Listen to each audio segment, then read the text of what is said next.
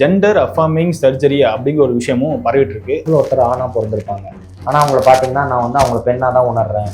நான் எனக்கு வந்து பெண் இது மேலே ஆண்கள் மேலே தான் இன்னும் வந்து நிறைய இது இருக்குது. முன்னாடி வந்து இதை நிறைய வந்து இப்போது இது கிடையாது, கே அந்த மாதிரி நிறைய லேபிள்ஸ் கொடுத்துட்டு இருந்தாங்க. இப்போது அது மென்டலான இஷ்யூ கிடையாது. அதுக்கு வந்து நிறைய ஒரு சயின்டிஃபிக் ப்ராசஸஸ் இருக்குது. பிறக்கும் போது சில டிஃப்ரென்சியேஷன் ப்ராசஸ் இருக்குன்னு வந்துச்சு.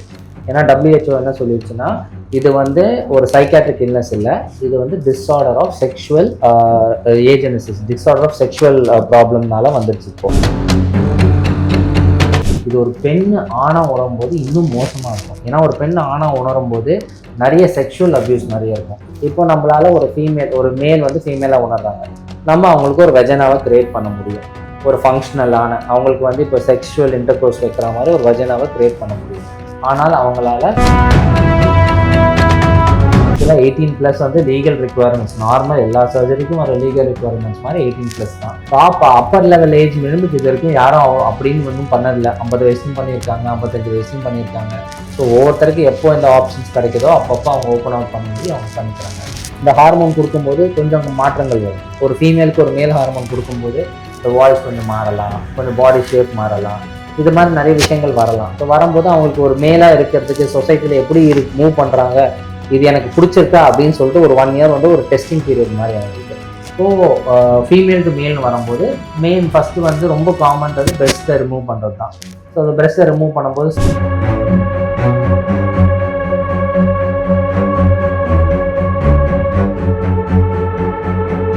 ஹெல்த் பல்ஸ் நேயர்களுக்கு அன்பு வணக்கம். இன்று நம்மோடு பிளாஸ்டிக் சர்ஜியன் டாக்டர் சரண் இணைந்திருக்கிறார். வணக்கம் சார். வணக்கம் சார். இன்னைக்கு ஒவ்வொரு தனிநபரும் அவங்களுக்கு தேவையான ஜெண்டரை சேஞ்ச் பண்ணிக்கிறதுக்கான உரிமை வந்து மக்கள் மத்தியில் கொஞ்சம் வைரலாக இப்போ பரவிட்டு இருக்கு.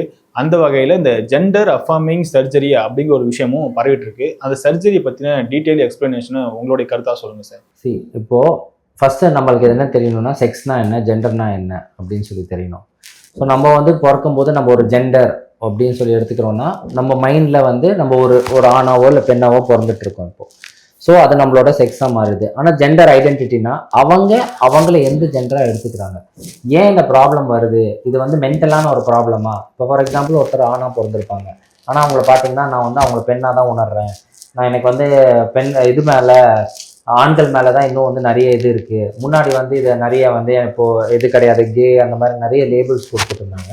ஆனால் இப்போ என்னன்னா, இப்போ நான் வந்து என்னை பெண்ணாக உணர்றதுனால எனக்கு வந்து இந்த மாதிரி பேண்ட் ஷர்ட் போட பிடிக்கல, எனக்கு சாரி கட்ட தான் பிடிச்சிருக்கு, எனக்கு லாங் ஹேர் வச்சுக்கணும், அந்த மாதிரி நிறைய இது வந்துட்டு இருக்கு. இது என்ன ப்ராப்ளம், இது மென்டலாக ஒரு இஷ்யூவா அப்படின்னு சொல்லி யோசிக்கும் போது இப்போது அது மென்டலான இஷ்யூ கிடையாது. அதுக்கு வந்து நிறைய ஒரு சயின்டிஃபிக் ப்ராசஸஸ் இருக்குது. பிறக்கும் போது சில டிஃப்ரென்சியேஷன் ப்ராசஸ் இருக்குன்னு வந்துச்சு. ஏன்னா WHO என்ன சொல்லிடுச்சுன்னா இது வந்து ஒரு சைக்காட்ரிக் இல்னஸ் இல்லை, இது வந்து disorder of sexual agenesis, disorder of sexual ப்ராப்ளம்னால வந்துடுச்சு இப்போ. ஸோ இது வந்து எப்படின்னா ஒரு ஸ்பெக்ட்ரம், ஓகேவா. சில பேர் வந்து ரெண்டு ஆணும் பெண்ணும் பெண்ணூறு போட பிறப்பாங்க, சில பேர் எதுவுமே இல்லாமல் பிறப்பாங்க. இது ரெண்டுத்துக்கும் நடுவில் இருக்க ஸ்பெக்ட்ரமில் தான் இந்த டிரான்ஸ்ஜெண்டர் எல்லாமே வருது. ஸோ இப்போ இந்த ஜெண்டர் அஃபார்மிங் சர்ஜரினா ஒருத்தர் தன்னை ஒரு செக்ஸாக பிறந்துட்டாங்க, வேற ஜெண்டரை ஐடென்டிஃபை பண்ணுறாங்கன்னா அந்த ஜெண்டருக்கு நம்ம வந்து அவங்க என்ன ஜெண்டராக அவங்கள உணர்றாங்களோ அந்த ஜெண்டருக்கு நம்ம அவங்கள ஹெல்ப் பண்ணுறதுக்கு தான் இந்த ஜெண்டர் அஃபார்மிங் சர்ஜரின்னு ஒரு விஷயம் வந்துருக்கு. சார், ஒரு டிரான்ஸ்ஜெண்டர் நபர் சர்ஜரிக்கு முன்னாடி அவங்க மென்டலி அண்டு ஃபிசிக்கலி எந்தெந்த மாதிரியான விஷயங்களுக்கு ப்ரிப்பேர் ஆகணும்னு நீங்கள் நினைக்கிறீங்க? ஃபஸ்ட்டு ஒரு இண்டிவிஜுவல், ஒரு டிரான்ஸ்ஜெண்டர்னு எடுத்துக்காமல் ஒரு ஹியூமன் பார்த்தீங்கன்னா இப்போ இந்த மாதிரி இருக்காங்க. ஒரு ஆண் வந்து ஒரு பெண்ணாக உணரும் போது இப்போ நீங்களே சொல்லுங்கள், ஸ்கூல்லையோ காலேஜ்லையோ என்னென்ன விஷயங்கள் நடந்திருக்கும், என்னென்ன புல்லிங் நடந்திருக்கும், எவ்வளோ புல்லிங் நடந்திருக்கும், அதனால எவ்வளோ டிப்ரெஷன்ஸ் நடந்திருக்கும், வீட்டில் எத்தனையோ தடவை ஒதுக்கி வச்சுருப்பாங்க, வீட்டில் எவ்வளவோ பிரச்சனைகள் வந்திருக்கும், நிறைய பேர் வீட்டிலேருந்து ஓடி வந்திருப்பாங்க. இது ஒரு பெண் ஆணாக உணரும் போது இன்னும் மோசமாக இருக்கும். ஏன்னா ஒரு பெண் ஆணாக உணரும் போது நிறைய செக்ஷுவல் அப்யூஸ் நிறைய இருக்கும். இது வந்து வீட்டிலேருந்து ஆரம்பிச்சு, ஃபேமிலியிலேருந்து ஆரம்பித்து, ரிலேட்டிவ்ஸ்லேருந்து ஆரம்பித்து, ஸ்கூலில் ஆரம்பித்து, ஒர்க் பிளேஸில் ஆரம்பித்து பயங்கரமாக வந்து அவங்கள ஃபுல்லாகவே வந்து வெளியிலே போகக்கூடாமல் அவங்க லைஃப்பையே முடக்கிடும். இப்போ சில பேர் வந்து வெளியில் நான் ட்ரெஸ்ஸு போடும்போது எனக்கு என்னோடய பிரெஸ்ட்டு தெரியுது, நான் ஆணாக உணர்றேன், என்னால் இந்த மாதிரி ட்ரெஸ்ஸு போட முடியலன்னு சொல்லிட்டு வேலைக்கு போகாமல் வீட்லேயே உட்காந்துருக்காங்க. இந்த மாதிரி எவ்வளவோ விஷயங்கள் நடந்திருக்கு இப்போது. ஸோ இதெல்லாம் தாண்டி தான் அவங்க வராங்க. ஸோ ஒரு சர்ஜரிக்கு முன்னாடி அண்ட் இன்னொரு விஷயம் என்ன அப்படின்னா, இப்போ நம்ம ஒரு ஜெண்டர் அஃபார்மிங் சர்ஜரின்னு எடுத்துக்கலாம், அதில் நம்ம ஒரு பெரிய ஸ்பெக்ட்ரம், நிறைய டிசீசஸ் இருக்குது. இப்போது அந்த டிசீசஸில் அந்த நிறைய ப்ரொசீஜர்ஸ் இருக்குது. அந்த நிறைய ப்ரொசீஜர்ஸ் பண்ணும்போது ஒவ்வொரு ப்ரொசீஜர் ஒவ்வொரு விஷயங்கள் இருக்குது. அண்ட் இது பண்ணிட்டா மட்டும் நம்ம ஃபுல்லாக வந்து இந்த சொசைட்டியில் இன்டெகிரேட் பண்ண முடியுமா அப்படின்னா there are certain limitations. For example, இப்போ நம்மளால ஒரு மேல் வந்து ஃபீமேலாக உணர்றாங்க, நம்ம அவங்களுக்கு ஒரு வெஜனாவை கிரியேட் பண்ண முடியும். ஒரு ஃபங்க்ஷனலான அவங்களுக்கு வந்து இப்போ செக்ஷுவல் இன்டர்கோர்ஸ் வைக்கிற மாதிரி ஒரு வெஜனாவை கிரியேட் பண்ண முடியும். ஆனால் அவங்களால குழந்தை பெற்றுக்க முடியாது. ஸோ இந்த விஷயத்த அவங்க உணரணும் ஃபஸ்ட்டு. ஸோ என்னால் இது பண்ண முடியாது, பட் என்னால் இது மட்டும் பண்ண முடியும். அதே மாதிரி ஒரு மேலுக்கு நம்மளால ஒரு மேல் ஆர்கன் ஜெனட்டல் ஒரு பீனிஸை நம்மளால கிரியேட் பண்ண முடியும், ஒரு ஃபேலோபிளாஸ்டி பண்ண முடியும். ஆனால் அதில் எந்த உணர்ச்சியுமே இருக்காது, அவங்களுக்கு தேவையான அந்த அரௌசல் சென்சேஷன் வராது. ஸோ அவங்களால ஸ்பெர்ம் ப்ரொடியூஸ் பண்ண முடியாதுன்னா ஸ்பெர்ம் ப்ரொடியூஸ் பண்ண முடியாது. ஸோ அவங்களுமே தான் குழந்தைய இது பண்ண முடியாது. ஸோ இந்த மாதிரி சில சேலஞ்சஸ் நிறைய இருக்குது இப்போது. ஸோ இதெல்லாம் உணர்ந்து இதை தாண்டி வந்து என் பார்ட்னருக்கோட இருக்க போகிறேன், இல்லை எனக்கு இதுதான் பண்ணணும் எனக்கு, ஏன்னா இதையும் தாண்டி நிறைய பேர் பண்ணுறாங்கன்னா அப்போ இமேஜின் அப்போ அவங்க லைஃப்பில் எவ்வளோ ட்ராப்டாக இருந்திருப்பாங்க. இவ்வளோ விஷயங்கள் இவ்வளோ ப்ராப்ளம்ஸ் இருக்குது, லைஃப் இதை பண்ண உடனே அப்படியே மாறிட போகிறது கிடையாது. அவங்களுக்கும் அப்போவும் நிறைய விஷயங்கள் இருக்குது, ஆனாலும் இதை பண்ணணும்னு சொல்லிட்டு நிறைய பேர் வராங்க. அப்படிங்கும்போது அப்போ எக்ஸிஸ்டிங் லைஃப்பில் எவ்வளோ பிரச்சனை இருக்கும். ஸோ அதை தாண்டி வரத்துக்கு தான் வராங்க ஆக்சுவலி. சார், இந்த ஜெண்டர் டிரான்சிஷன் ப்ராசஸில் வந்து சர்ஜரி தான் வந்து ஒரு ஃபைனலான ஸ்டேஜா, இல்லை அதுக்கப்புறம் நம்ம வந்து எந்தெந்த மாதிரியான மெத்தட்ஸ் எல்லாமே ஃபாலோ பண்ணணும், அதுக்கு முன்னாடி என்னென்ன மெத்தட்ஸ்லாம் ஃபாலோ பண்ணணும், அதை பற்றி கொஞ்சம் டீட்டெயிலாக எக்ஸ்பிளைன் பண்ண முடியுமா? ஃபஸ்ட்டு சர்ஜரி தான் கடைசி ஸ்டெப்பு, ஓகேவா? ஆரம்பிக்கும் போது ஃபஸ்ட்டு ஒரு சைக்காட்ரிக் எவாலுவேஷன், ஃபஸ்ட்டு அவங்கள உணர்றதுக்கு சைக்காட்ரிக், இப்போ டாக்டர் பார்த்துட்டு இது வந்து ஒரு சைக்காட்ரிக் இல்னஸ் இல்லை, இது வந்து ஒரு ஜெண்டர் இன்கான்க்ருவன்ஸ் ஃபஸ்ட்டு ஒரு சர்டிஃபிகேஷன் கொடுக்கணும். தென் அப்புறம் ஹார்மோன்ஸ் எடுக்கலாம், ஹார்மோனல் தெரப்பி எண்டோக்ரைனாலஜிஸ்ட்டை பார்க்க வேண்டியதாக இருக்கும். ஸோ எண்டோக்ரைனை பார்த்துட்டு அவங்க சொல்லுவாங்க, எண்டோக்ரைனாலஜிஸ்ட் வந்து இந்த மாதிரி ஹார்மோன்ஸ் எடுக்கலாம், இது பண்ணலாம் அப்படின்னு சொல்லிட்டு பண்ணுவாங்க. அந்த இதெல்லாம் தாண்டினதுக்கப்புறம் ஒரு வருஷம் இதெல்லாம் பண்ணதுக்கப்புறம் தான் நம்ம சர்ஜரின்ற ஒரு ஆப்ஷன்ஸ் வந்து ஓப்பன் ஆகும் இப்போது. ஸோ சர்ஜரின்னு ஆப்ஷன்ஸ் ஓப்பன் ஆனதுக்கப்புறம் ஒன் சர்ஜரி தாண்டினதுக்கப்புறம் ஹார்மோனல் தெரப்பி கண்டினியூஸாக எடுத்துக்கிட்டே இருக்கலாமே தவிர அதுக்கப்புறம் அவ்வளோதான். So you can just go about your life. இது சர்ஜரி கடைசி தான். ஏன்னா இப்போ ஹார்மோன்ஸில் வந்து என்ன ஐடியானா, இந்த ஹார்மோன் கொடுக்கும்போது கொஞ்சம் மாற்றங்கள் வரும். ஒரு ஃபீமேலுக்கு ஒரு மேல் ஹார்மோன் கொடுக்கும்போது இந்த வாய்ஸ் கொஞ்சம் மாறலாம், கொஞ்சம் பாடி ஷேப் மாறலாம், இது மாதிரி நிறைய விஷயங்கள் வரலாம். ஸோ வரும்போது அவங்களுக்கு ஒரு மேலாக இருக்கிறதுக்கு சொசைட்டியில் எப்படி மூவ் பண்ணுறாங்க, இது எனக்கு பிடிச்சிருக்கா அப்படின்னு சொல்லிட்டு ஒரு 1 year வந்து ஒரு டெஸ்டிங் பீரியட் மாதிரி அவங்களுக்கு. எனக்கு இது ஓகே, நான் பர்மனெண்ட்டாக மாற ரெடி அப்படின்னா தென் சர்ஜரிஸ் பிளான் பண்ணுறேன். சார், அதே மாதிரி ஒரு பர்சன் சர்ஜரிக்கு முன்னாடி தெரிஞ்சுக்க வேண்டிய முக்கியமான விஷயங்கள்னா எந்தெந்த விஷயங்களை நீங்கள் சொல்லுவீங்க?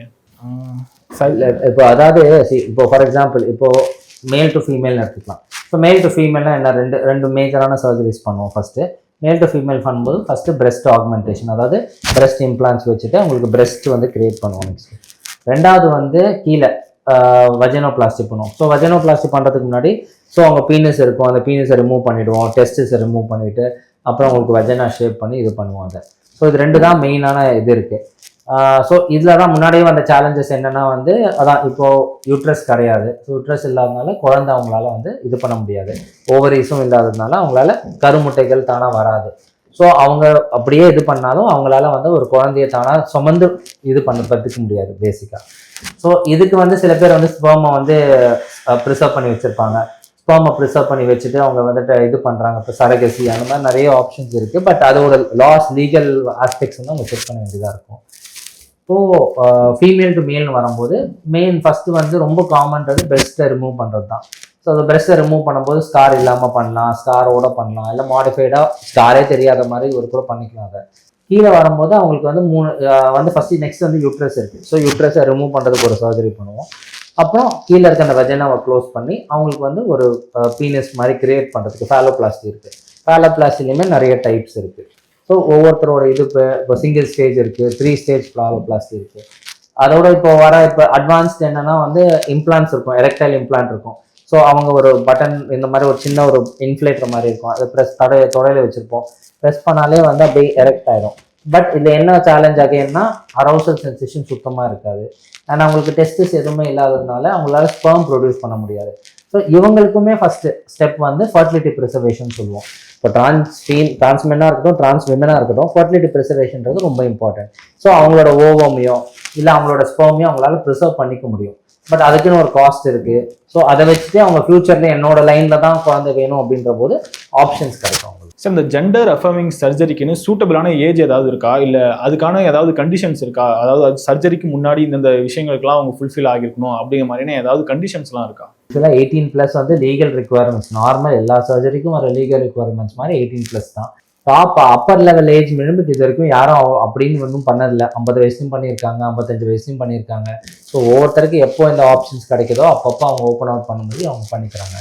சார், இந்த ஜெண்டர் டிரான்சிஷன் சர்ஜரி எல்லாமே எந்த அளவுக்கு சேஃபான ஒரு விஷயம், அதில் இருக்க காம்ப்ளிகேஷன்ஸ்லாம் என்ன? இது வரைக்கும் சர்ஜரி பண்ணி எந்த ஒரு மேஜர் அதாவது உயிருக்கு ஆபத்து மாதிரி எது இல்லை. மைனர் விஷயங்கள் இருக்கலாம். இப்போ அதாவது புண்ணில் காயப்படுறது, தையல் விட்டு போகிறது, இன்ஃபெக்ஷன் வர்றது, அந்த மாதிரி விஷயங்கள் நிறைய வரும். ஓகேவா? ஏன்னா அது சர்ஜரியே ரொம்ப காம்ப்ளெக்ஸ். அதாவது இப்போ பிளாஸ்டிக் சர்ஜரியே ரொம்ப காம்ப்ளெக்ஸான ஒரு ஃபீல்டு. அதில் ஜெண்டர் அஃபர்மிங்கிறது இன்னுமே அதுலேயுமே காம்ப்ளெக்ஸான ஒரு விஷயம் இல்லை. ஸோ அதனால அதுக்கு தேவையான சர்டன் திங்ஸ் இருக்கும். ப்ரிகாஷன்ஸ் ரொம்ப எடுத்து தான் நம்ம பண்ணாலுமே சர்டன் சில சமயத்தில் வந்து இந்த இன்ஃபெக்ஷன்ஸோ இல்லை தையல் விடுறதோ ரொம்ப காமனாக வரும். பட் அதெல்லாம் நம்ம மேனேஜ் பண்ணிக்க முடியும். அதுக்கும் ஆப்ஷன்ஸ் இருக்குது பண்ணுறது.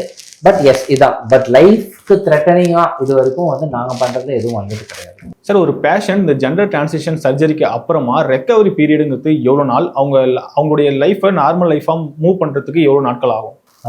நார்மலாக ஒரு டிரான்ஸ் மென்னாக இருந்து இப்போ மேலே பிரெஸ்ட்டை ரிமூவ் பண்ணுறாங்கன்னா ஒரு மாதத்தில் எல்லாமே நார்மலாகிடும். அவங்க எல்லா வேலையும் பண்ண ஆரம்பிச்சிடலாம். இம்ப்ளான்ஸ் பண்ணாலும் சரி, இம்ப்ளான்ஸ்னால் அவங்க வந்து ஒரு வாரத்தில் எல்லாம் பண்ண ஆரம்பிச்சிடலாம். பட் ரெஸ்ட்ரிக்ஷன்ஸ் இருக்கும். ஒரு 3 மாதம் வரைக்கும் வந்து குப்புறப்படுத்தவும் கூடாது, பார்ட்னரோடலாம் இருக்கக்கூடாது அப்படின்னு சொல்லுவோம். கீழே வந்து நம்ம வஜைனோபிளாஸ்டி பண்ணால் ஒரு 3 to 6 months ஆகும் ஃபுல்லாக. அதாவது செக்ஷுவல் இன்டர் கோர்ஸ்க்கு புண்ணு எப்படி ஆறுது, இந்த டைலேஷன் எப்படி பண்ணுறாங்க, இதெல்லாம் பொறுத்து அவங்க பண்ணுற மாதிரி இருக்கும். ஃபேலோபிளாஸ்டியும் அதே தான். ஒரு 3 months ஆகுது மினிமம் ஆகும். ஓகேவா? ஏன்னா இந்த ஃபேலோபிளாஸ்டின்ற போது மெயின் ப்ராப்ளம்னா யூரின் லீக் ஆகுது. யூரின் லீக் வரலை, மற்ற ஃப்ளாப் எல்லாம் நல்லா செட்டில் ஆகிடுச்சு அப்படின்னா ஒரு 3 months வந்து they can get back to like actually ஒரு செக்ஷுவல் இன்டர் கோர்ஸ் இதெல்லாம் பண்ண ஆரம்பிக்கலாம். ஸோ இதான் this will be the timeline. Sir, அதே மாதிரி ஆஃப்டர் ட்ரீட்மெண்ட்டுக்கு அப்புறமா அண்ட் சர்ஜரிக்கு அப்புறமா எந்தெந்த மாதிரியான ட்ரீட்மெண்ட் எல்லாமே அவங்களுக்கு கொடுக்கப்படும்? அதுக்கப்புறமா அவங்க ட்ரீட்மெண்ட் கண்டினியூஸாக எடுத்துகிட்டு இருக்கணுமா? அதை பற்றி சொல்லுங்கள். கண்டிப்பாக ட்ரீட்மெண்ட் பண்ணிக்கலாம், வேணும்னா பண்ணிக்கலாம். பட் ஆனால் அது வந்து கைடடாக பண்ணணும். இப்போ நிறைய பேர் கைடே இல்லாமல் நான் அவங்களுக்கு நினச்ச டோஸ் எடுத்துகிட்டு இருக்காங்க, நினச்ச இது பண்ணிகிட்டு இருக்காங்க. எல்லாத்துக்குமே ஒரு சைடு எஃபெக்ட் இருக்குது. ஸோ அந்த சைடு எஃபெக்ட்ஸ் வந்து அந்த டாக்டர்கிட்ட போய் இது எடுக்கலாமா, ஒரு 3 months ஒன்ஸ் அதை செக்அப் பண்ணி அவங்களோட பிளட் டெஸ்ட்டு, இசிஜி இதெல்லாம் எடுத்து பார்க்கும்போது ப்ராப்ளம்ஸ் வருதான் செக் பண்ணிவிட்டு கண்டினியூ பண்ணால் நல்லாயிருக்கும். சார், இந்த ஜெண்டர் டிரான்சிஷன் சர்ஜரி பண்ண ஒரு பர்சன் ஆஃப்டர் சர்ஜரிக்கு அப்புறமா அவங்க ஃபேஸ் பண்ணுற சேலஞ்சஸஸ்லாம் என்னன்னு நீங்கள் சொல்லுவீங்க? அதுலேருந்து அவங்க எப்படிலாம் ரெக்கவர் ஆகலாம்? அதான் இப்போ என்னன்னா வந்து இப்போது நிறைய பேர் வந்து இந்த ஒரு விஷயத்த மட்டும் தெரிஞ்சிக்காமல் நிறைய பேர் பண்ணுறாங்க. நான் வந்து நான் ஒரு மேல், நான் ஃபீமேலாக மாறணும் அப்படின்னு ஃபீல் பண்ணிட்டேன். சர்ஜரி பண்ணால் நான் கம்ப்ளீட்டாக ஃபீமேலாக மாறிடுவேன் அப்படின்னு நினச்சிட்டு இருக்காங்க. இப்போ நான் சொன்ன சேலஞ்சஸ் ஃபஸ்ட்டு இருக்கும், எப்போவுமே இருக்கும். ரெண்டாவது, இப்போ வந்து சொசைட்டி வந்து இன்டெகிரேஷன் வந்து இன்னும் கொஞ்சம் கஷ்டமாக தான் இருக்குது. டிரான்ஸ்ஜெண்டர்னு சொல்லி மாறி வரும்போது இன்னும் சொசைட்டி அப்படியே ஹோல் ஹார்ட்டடாக அவங்கள அக்செப்ட் பண்ணிக்க மாட்டேங்குது தான். ஏன்னா இதுதான் ரொம்ப நாளாக வந்து நானும், ஏன்னா வீட்டில் பேரண்ட்ஸ் அக்செப்டன்ஸே ரொம்ப கம்மியாக இருக்குது. இப்போது பேரண்ட்ஸ் அக்செப்ட் பண்ணாதானே நெக்ஸ்ட் லெவல் வந்து ஃப்ரெண்ட்ஸ் அக்செப்ட் பண்ணுவாங்க, ஃப்ரெண்ட்ஸ் அக்செப்ட் பண்ணாதானே ஸ்ட்ரேஞ்சர்ஸு, சொசைட்டியே அக்செப்ட் பண்ணும். இப்போ என்னன்னா இவங்க எல்லாருமே நல்ல டேலண்ட் வச்சுருக்காங்க. இந்த டேலண்ட்டை வந்து நம்ம சொசைட்டிக்கு கொடுக்க முடியாமல் போயிடுது. இவங்களை நம்ம அக்செப்ட் பண்ணாதான் நிறைய பேர் இதில் வந்து ரைட்டர்ஸாக இருக்காங்க, நிறைய பேர் வந்து இன்ஜினியர்ஸ் வந்திருக்காங்க, சர்ஜரி பண்ண டாக்டர்ஸ் வந்திருக்காங்க, ஐஏஎஸ் ஆஃபீஸர்ஸ் வந்திருக்காங்க, போலீஸ் ஆஃபீஸர்ஸ் வந்திருக்காங்க, இந்த மாதிரி நிறைய அட்வொகேட்ஸ் வந்திருக்காங்க. ஸோ எல்லா ஃபீல்ட்லேயும் இந்த மாதிரி இருக்காங்க இப்போது. ஸோ அவங்களுக்கு அவங்களோட உணர்வு மாறி இருக்கிறதுனால அவங்களோட ஃபங்க்ஷன் இந்த சொசைட்டிக்கு இம்பார்ட்டன்ட் இல்லாமல் போயிடாது. ஸோ மெயினாக என்னென்னா இந்த சொசைட்டி அவங்களை அக்செப்ட் பண்ண ஆரம்பிச்சிச்சு அப்படின்னா இந்த சேலஞ்சஸ் கம்மியாக இருக்கும். ஏன்னா அவங்களுக்கு வந்து ஃபங்க்ஷனல் சேலஞ்சஸ், இப்போ இந்த குழந்தை பெற்றுக்க முடியாது, அவங்களோட ஜெனட்டிக்கில் பண்ண முடியாதுன்ற தவிர்த்து, ஏன்னா அவங்களோட இதுவே உணர்ச்சிகள் ரொம்ப கம்மியாக இருக்கும் ஆல்ரெடி. இது இப்போ அந்த ஹார்மோன்ஸே கிடையாது. ஹார்மோன்ஸ் எடுத்துக்கிட்டா தான் அவங்களுக்கு நெக்ஸ்ட் அடுத்த நாள் வந்து அவங்களுக்கு இது பண்ணுற மாதிரி இருக்கும்.